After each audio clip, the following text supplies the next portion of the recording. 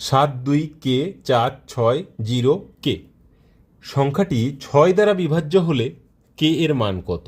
দেখো, 6 দ্বারা বিভাজ্য মানে 3 দ্বারাও বিভাজ্য হবে, আবার 2 দ্বারাও বিভাজ্য হবে। 2 দ্বারা বিভাজ্য মানে শেষ সংখ্যাটা অবশ্যই জোড় সংখ্যা হবে।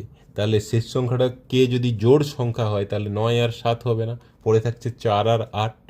এবারে বাকি যে সংখ্যাগুলো সেগুলোকে যোগ করব, কারণ 6-এর মধ্যে 3 আছে, 3 দ্বারা ভাগ যাবে মানে যোগফলটা 3 দ্বারা ভাগ যেতে হবে।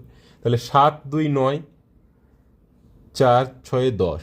9টা যেহেতু 3 দ্বারা কেটে যায় তাহলে এটাকে হিসেব না করেই আমি এগিয়ে যাচ্ছি। 4 আর 6 10, তাহলে আমি 10 লিখছি।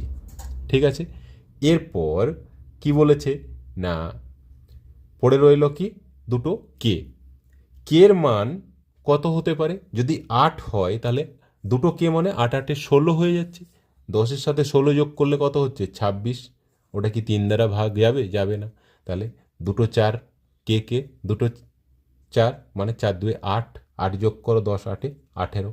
এটা 3 দ্বারা বিভাজ্য, তার মানে কে ইকুয়ালস টু 4 হবে। Option A is the answer.